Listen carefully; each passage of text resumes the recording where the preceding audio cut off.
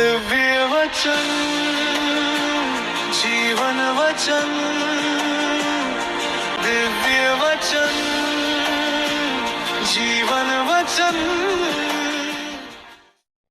क्या कभी ऐसा हुआ है कि आपने किसी के लिए दिल से भलाई की हो, उसकी मदद की हो, उसके लिए समय निकाला हो, उसके लिए प्रार्थना की हो, लेकिन बदले में आपको धन्यवाद नहीं बल्कि ताने, अनदेखी या धोखा मिली हो?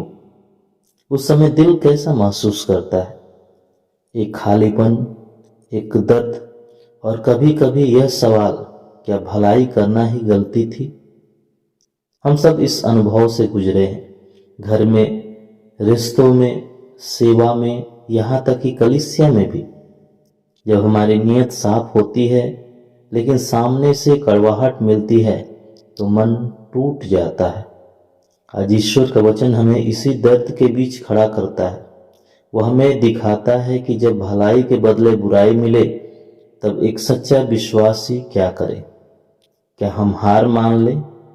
क्या हम कठोर बन जाएं? या क्या कोई और रास्ता है? आइए पहले हम प्रभु के वचन को सुने, फिर उस रास्ते को खोजने का प्रयास करें, वह रास्ता जो प्रभु यीशु ने हमें दिखाया है। पहला पाठ नबी यिर्मयाह का ग्रंथ, अध्याय 18, पद संख्या 18 से लेकर 20 तक।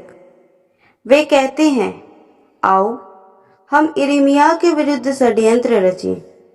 पुरोहितों से शिक्षा मिलती रहती है, बुद्धिमानों से सत्य परामर्श और नबियों से भविष्यवाणी। आओ हम उस पर झूठा आरोप लगाएं, हम उसकी किसी भी बात पर ध्यान न दें। प्रभु तू मेरी पुकार सुन, मेरे अभियुक्ताओं की बातों पर ध्यान दे। क्या भलाई के बदले बुराई करना उचित है? वे मेरे लिए गड्ढा खोदते हैं। याद कर कि मैं उनके पक्ष में बोलने और उन पर से तेरा क्रोध दूर करने के लिए तेरे सामने खड़ा रहा। यह प्रभु की वाणी है। ईश्वर को धन्यवाद। संत मत्ती के अनुसार पवित्र सुसमाचार अध्याय 20 पद संख्या 17 से 28। ईसा यरूशलेम की मार्ग पर आगे बढ़ रहे थे। 12 को अलग ले जाकर उन्होंने रास्ते में उनसे कहा, देखो हम यरूशलेम जा रहे हैं, मानव पुत्र महायाजकों और शास्त्रियों के हवाले कर दिया जाएगा। वे उसे प्राण दंड की आज्ञा सुनाकर गैर यहूदियों के हवाले कर देंगे, जिससे वे उसका उपहास करें, उसे कोड़े लगाए और क्रूस पर चढ़ाए, लेकिन तीसरे दिन वह जी उठेगा। उस समय जबेदी के पुत्रों की माता अपने पुत्रों के साथ ईसा के पास आई और उसने दंडवत कर उनसे एक निवेदन करना चाहा। ईसा ने उससे कहा, क्या चाहती हो? उसने उत्तर दिया, ये मेरे 2 बेटे हैं, आप आज्ञा दीजिए कि आपके राज्य में एक आपके दाएं बैठे और एक आपके बाएं। ईसा ने उनसे कहा, तुम नहीं जानते कि क्या मांग रहे हो। जो प्याला मैं पीने वाला हूं, क्या तुम उसे पी सकते हो? उन्होंने उत्तर दिया, हम पी सकते हैं। इस पर ईसा ने उनसे कहा, मेरा प्याला तो तुम पियोगे, किंतु तुम्हें अपने दाएं या बाएं बैठने का अधिकार मेरा नहीं है। वह स्थान उन लोगों के लिए है जिनके लिए मेरे पिता ने उन्हें तैयार किया है। जब 10 प्रेरितों को यह मालूम हुआ तो वे दोनों भाइयों पर क्रुद्ध हो गए। ईसा ने अपने शिष्यों को अपने पास बुलाकर कहा, तुम जानते हो कि संसार के अधिपति अपनी प्रजा पर निरंकुश शासन करते हैं और सत्ताधारी लोगों पर अधिकार जताते हैं। तुम में ऐसी बात नहीं होगी। जो तुम लोगों में बड़ा होना चाहता है वह तुम्हारा सेवक बने, और जो तुम में प्रधान होना चाहता है वह तुम्हारा दास बने।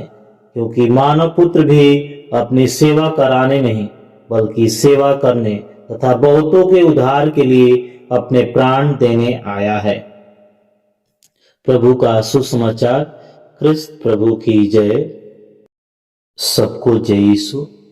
ख्रिस्त में प्यारे भाई और बहनों, आज प्रभु के वचन से एक ऐसी सच्चाई सीखने जा रहे हैं जो हमारे रोजमर्रा के जीवन से सीधे जुड़ी है। यह कोई दूर की आध्यात्मिक बात नहीं है। यह हमारे घरों, हमारे रिश्तों और हमारे टूटे हुए दिलों की बात है। जरा अपने जीवन की ओर देखिए।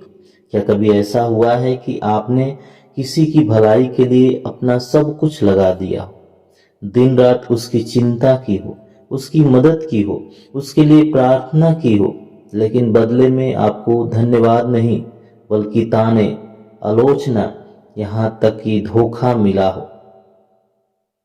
जब हम सच्चे मन से प्रेम करते हैं और सामने से कड़वाहट मिलती है तो दिल सचमुच टूट जाता है और ऐसा लगता है जैसे हमारी सारी मेहनत व्यर्थ चली गई। यही दर्द हम बाइबल में भी देखते हैं। आज के पहले पाठ में नबी यिर्मयाह इसी पीड़ा से गुजर रहे थे। उन्होंने लोगों को सही राह दिखाने की कोशिश की, उनके लिए ईश्वर से प्रार्थना की, लेकिन उन्हीं लोगों ने उनके खिलाफ साजिश रची। तब उनका दिल पुकार उठा, क्या भलाई के बदले बुराई की जानी चाहिए? यह प्रश्न केवल यिर्मयाह का नहीं है, यह हम सब का प्रश्न है। कृष्ण प्यारे भाई और बहनों, जब हमारे साथ ऐसा होता है तो हमारा स्वभाव क्या कहता है? हम चाहते हैं कि लोग हमें पहचाने, हमें सम्मान दे, हमें एक ऐसा स्थान मिले जहां कोई हमें चोट न पहुंचा सके। हम सोचते हैं अगर हम ऊंचे पद पर होंगे तो सुरक्षित रहेंगे। प्यारे भाई और बहनों, इसी मानवीय सोच को हम संपत्ति रचित सुसमाचार में देखते हैं। जब यीशु अपने दुख और क्रूस की बात कर रहे थे, उसी समय याकूब और यूहन्ना की मां उनके पास आकर कहती है कि मेरे बेटे को अपने राज्य में दाएं और बाएं बैठने का स्थान दे। वे समझ रहे थे कि यीशु एक सांसारिक राजा बनने जा रहे हैं और वे सबसे ऊंचा स्थान पाना चाहते थे। वे सुरक्षा और सम्मान चाहते थे। लेकिन प्रभु यीशु उन्हें डांटे नहीं दूर किया। उन्होंने धैर्य से समझाया। दुनिया के हकीम लोगों पर अधिकार जताते हैं, लेकिन तुम्हारे बीच ऐसा नहीं होना चाहिए। जो बड़ा होना चाहता है वह सेवक बने, क्योंकि मनुष्य का पुत्र सेवा करवाने नहीं बल्कि सेवा करने और बहुतों के लिए अपना प्राण देने आया है। यहाँ प्रभु यीशु एक नया मार्ग दिखाते हैं। दुनिया कहती है ऊपर चढ़ो, ताकतवर बनो, सबको अपने नीचे रखो, लेकिन यीशु कहते हैं झुको, सेवा करो, प्रेम करो। दुनिया महानता की कुर्सी से मापती है, लेकिन ईश्वर महानता को सेवा से मापते हैं। कृष्ण प्यारे भाई और बहनों, इसे हम अपने घरों में भी देख सकते हैं। एक माँ को देखिए, वह सबसे पहले उठती है, सबके लिए भोजन बनाती है, बच्चों की चिंता करती है और सबसे बाद में आराम करती है। क्या वह कभी सिंहासन मांगती है? नहीं।